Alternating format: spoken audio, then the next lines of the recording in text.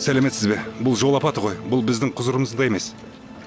Мұнымен әрине жол полициясы айналысады. Оның үстіне ол ірі тұлға. Руойл неміс компаниясының вице-президенті. Немістер ресми сұрау салды ма? Иә, естіген бойда. Бірақ бұл тек министрлік деңгейіндегі мәселе емес. Кеңес заманында сол Шульц жұмыс істеген. Біз оны ЦРУ-мен байланысы бар деп күдіктендік. Бірақ дәлелдей алмадық.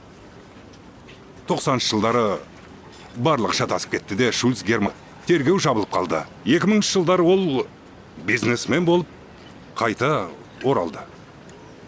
Міне, солай. Онда олар біз кек алдық деп ойлап қалуы мүмкін бе? А?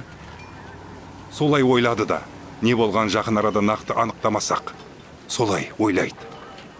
Не болған анық керек, жарайды. Бірақ бұл жай ғана жол апаты болса ше? Игорек, ондай адамдар өздігінен өлмейді.